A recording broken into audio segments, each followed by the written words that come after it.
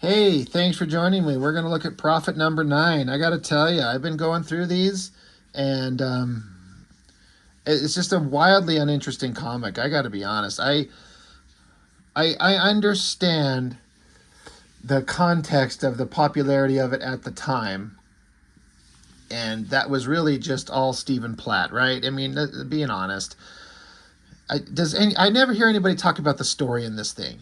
They talk about Stephen Platt's art and that big violent fight that he had in the last issue that I reviewed, and had my son with me, and I just was showing my 11-year-old boy. I'm like, "What do you think of this?" And he thought it was kind of awesome, kind of weird, kind of crazy, but he doesn't understand. He's not a comic book reader. I'm failing as a father. But just I've tried to read these and I just can't. You get going into it. I'm like, I do not care about these things. That's really unfortunate. But that's just me. That's my personal taste. It's my interests.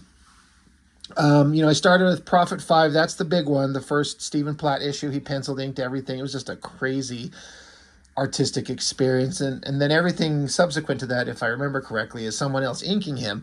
And with varying degrees of artistic success, it's never going to look quite the same when it's not Platt inking himself.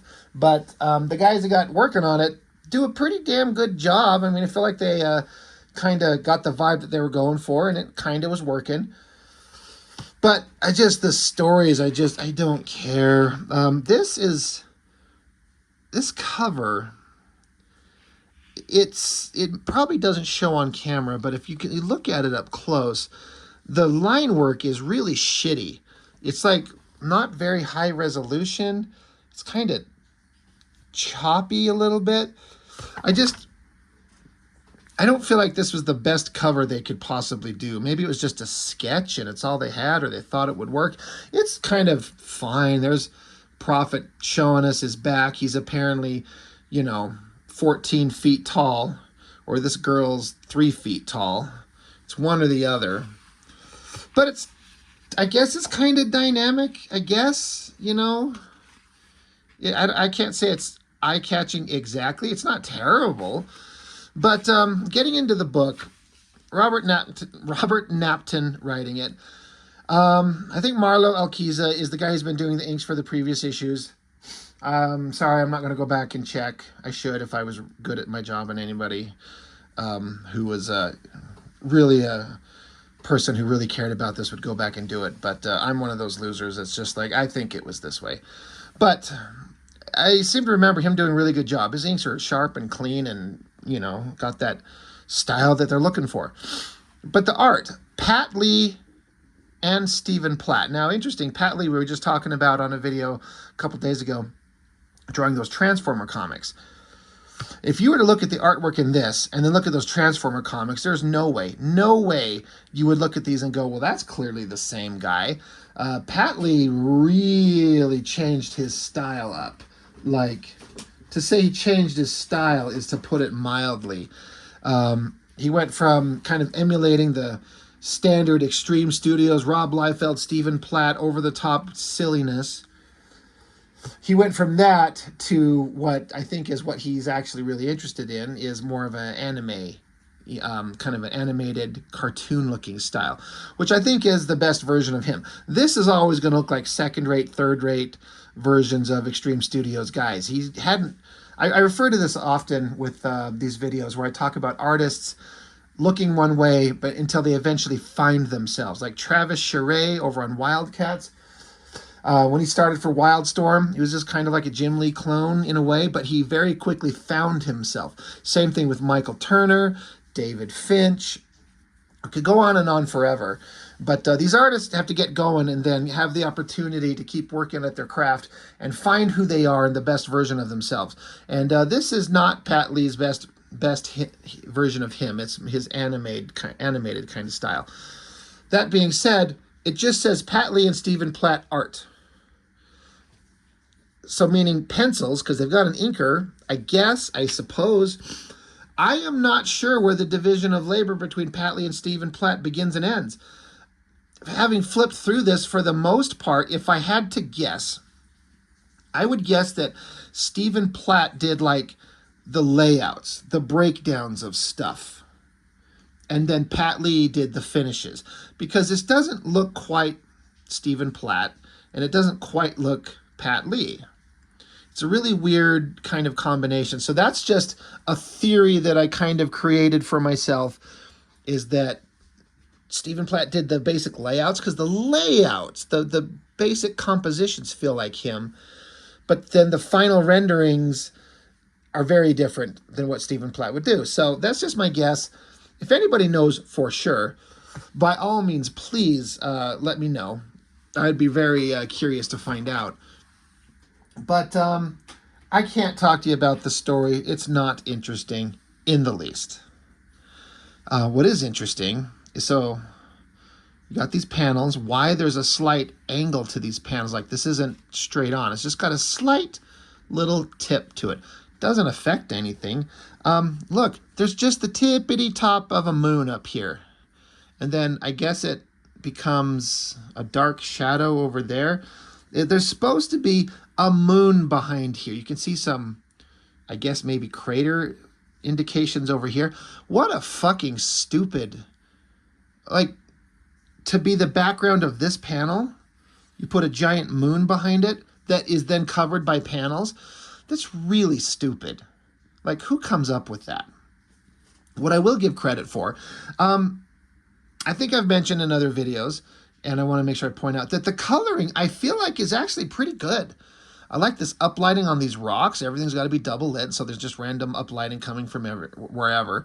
The capes and all these kind of cool random-ass folds. It's not anything that's representative of what anything in real life would look like, but it's kind of the Todd McFarlane vibe, and I don't mind it. And the coloring on all the folds on the cape, pretty slick.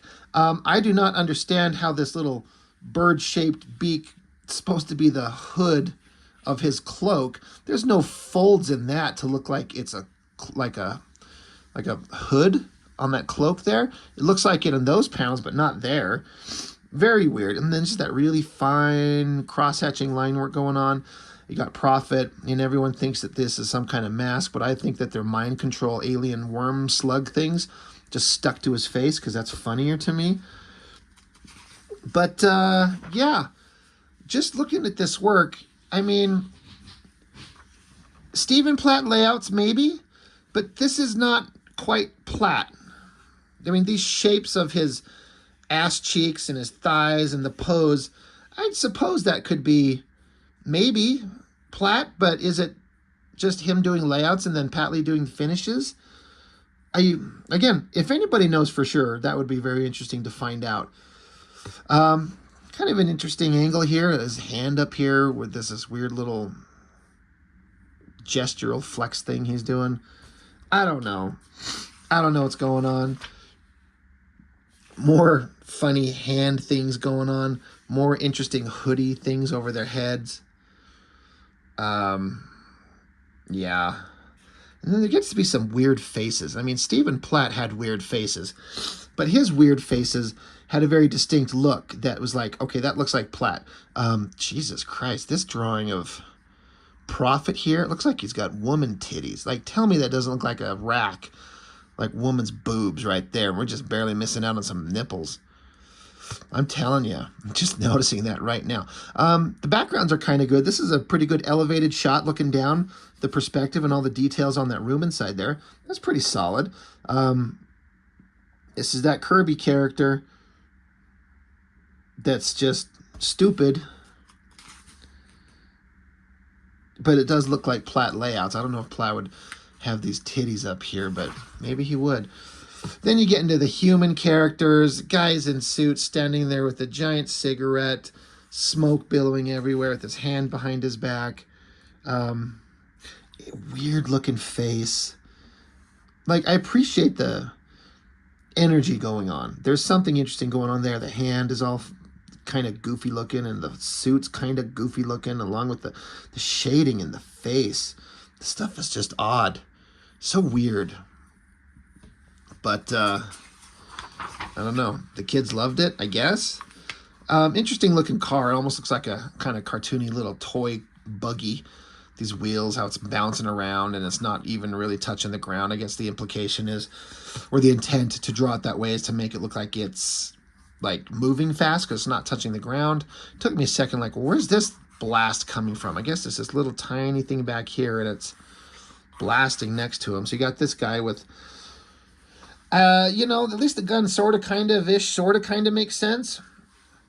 I mean, it's got kind of like the housing of a gun and a magazine and a barrel shooting bullets instead of giant lasers.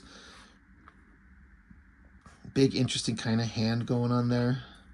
You know, it's detailed. There's some effort put into backgrounds, and I feel like the inkers were given, you know, a big task of throw down a lot of ink. You're going to put a lot of ink all over the place. Once again, this feels like a Stephen Platt layout. Totally.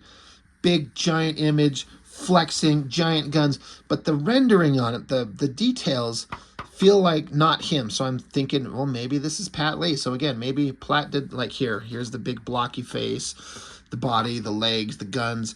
He does all that and then hands it off to Pat Lee, and he gets to go in here and do all this noodling because it doesn't specify. We're left to wonder. These vehicles are not poorly done. They're pretty good. We've seen by the Transformer comics that we looked at just recently. Pat Lee knows how to draw vehicles. I don't know. Just from an inking perspective, I'm kind of liking these shiny reflective marks on this whatever the fuck pipe going on. But Prophet's there blasting guns. You know, I also would say that if Platt were to do this, he'd have tons of ink splatter, right? Just to have the muzzle flash going on here. This little weak-ass, little tiny little gun and this little weak little blast, like, flash there looks not nearly as dramatic as what Platt would do. So, again, just kind of curious as to who's doing what. More car chases, more people in weird technological armor, but I guess, you know, it gives the illusion of detailed because they just throw in a lot of black shapes and then crosshatch the shit out of every black shape everywhere. I mean, like, look, this is the guy's eyes, his nose, his mouth. This is his lower lip and his chin, but there's like multiple highlighted, like double lighting sources going on and tons of just cross-hatching all over the place. Like, it's not rendering anything in any kind of realistic way. It's just line work everywhere. But it gives it kind of a look of energy and excitement, I guess. The most faked-ass looking mountains I've ever seen. It's just literally like make a triangle shape. Triangle, triangle. The colorist is doing their best with kind of the smoky kind of clouds in the background, but you can think somebody could have stuck their head out a window and looked at a mountain and got some kind of idea what they look like, but that's maybe asking a little bit much. More weird, like, look at this face. That is those mind control worms that are stuck to his face. They're offset. This one's like hanging way off to the side. This one's these weird shadows. It's just so strange looking. And then, of course, you got to have like muscular Jesus crucified up here. A little blasphemous. I mean, I don't know. I'm just kind of kidding. But it is weird. This drawing right here of, I guess, Prophet who's flexing and posing. This arm, the shading going on here, kind of not bad. Good inking going on. Kind of interesting face with a lot of hyper lighting everywhere and cross-hatching going on. But Prophet is having a little conversation with Jesus. It's a little weird in a comic like that. Weird shaped humans, totally weird perspectives, little short stumpy. Is that Kirby again? So ridiculous looking, trying to make him look short. It looks ridiculous. Kind of interesting with the close-up of his eyes. I'm really digging the inking. It's a really nice, sharp, crisp line work going on. I don't know if it's a really sharp Hunt 102 inking nib that they get all these kind of cross-hatching lines going on. Really slick. I'm kind of digging it. The world's tiniest head on that guy. But it's awesome, right? I mean, I guess it has to be. That's why it was selling. Little skinny-ass little barrel on that gun. I feel like that would be a bigger, beefier thing if this was all Platt. But there's our hero, you know. I guess he's still talking to Jesus. And Jesus starts glowing and you hear whip, whip, whip. At least it's not fap. That could be awkward. And you guess prophet's crying. It's very emotional. And then some bird lady comes crashing through the window with a bunch of birds. Birds are looking kind of okay. I guess somebody actually maybe referenced a bird, which I'm kind of shocked at. I mean, they're not perfect, but they're not terrible. And then double page spread of just, it's simultaneously eye-catching and dramatic and interesting and also god-awful. I mean, look at the anatomy going on here. Like, where does the idea come from to like draw this big round shape and you just cut a dark line across it and then you just cross hatch it out and that indicates three-dimensional shape? Like, I get the point, but it's like, I don't think these guys understand what they're doing. They just kind of repeat these shadows and lines and it just looks interesting to the untrained eye, I guess. The boobs are shaped weird. The whole anatomical, like, of course, we basically got a bare ass, this tiny waist. The big kind of leg kicking in Prophet's face is kind of good. It's interesting how she's staring right at us with those weird, crooked, weird, slanted, angled eyes. It's like, look at the guy you're kicking. Don't look at me. Look at him. Look at that skinny-ass barrel on that rifle. It's so silly. It's like it's a BB gun or something. Then girl has to fight our hero. More weird shit, like misplaced eyes, weird looking. And then we got to have the girl jump on top of Prophet and threaten him. And we have to have her upper body twisted so we can see the front of her chest, and then her lower ass so we can see the back of her ass. So front of chest, back of ass. It's an important angle. You have to learn how to do that because you don't know how many times you're gonna have to draw it in a couple of pages. Like there's another one: front of chest, back of ass, super back of ass, side of chest. Look at this weird, mutant, goofy looking face. Just strange. It just keeps going. Lots of panels. 1, 2, 3, 4, 5, 6, 7. Guess it's not a huge amount of panels, but you know, they're trying. They're throwing some multiple angles going on here. Another weird body shot here. And of course, I got to have a tear right there, right there, in that very important spot. Got to have a little shred in her outfit, and that's point right there. Goofy looking chick, goofy looking proportions. I do remember flipping through this book and stopping on that page right there going, what the fuck? That is badass. That right there is some first-rate badass comic book art. It's everything come together perfectly in this figure. Not goofy looking, not goofy woman's face, but it's kind of hard to decipher where his arm, like shoulder, where elbow, forearms, it kind of gets lost. You could make an argument that it's over-rendered with the coloring, but that stops you in your tracks. The detail, the coloring, I don't know. That was just, all right, you got me. Nothing else in this thing has got me up to this point, but this is like Stephen Platt level interesting, but I feel like this is maybe more Pat Lee than Stephen Platt because of the detail of the technological stuff. Now, Platt does detail for sure, like no doubt about it, but whatever's going on here, that was something. That was like, wow. Everyone kind of, they had a page that just excelled right there. So that looks pretty epic. And then you got whatever the hell this guy's name is. Is that Crypt? Not a bad shot of him holding a bird. But anyway, it's just a bunch of childish nonsense. And that's fine for what it was at the time. But it was just kind of silly. This is a book I want to get my hands on. War Child by Chap Yap. I talked about him in his Team Youngblood days. The first things he drew for Extreme Studios were terrible. And I mean terrible, but I feel like he accelerated his knowledge base and his skills very fast. And got to be pretty damn good, honestly, for the style of artwork he was doing in the era he was doing them. And I've heard about this War Child, but I never, ever have seen it anywhere. So I assume it exists. I would like to get my hands on that one of these days. If I can find it, that would actually be awesome. But, I mean, that's it. Not much to it.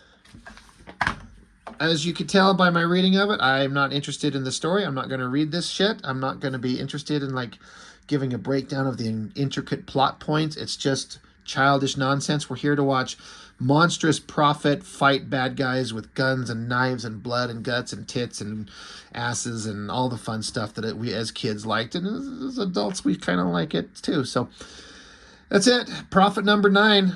It's childish nonsense, but it wasn't for me then. It's not for me now. I do kind of get it. And people certainly were into it. So, you know, credit where credit's due. But that's it. That's all I've got. Thanks for watching. I really appreciate it. I'll see you next time.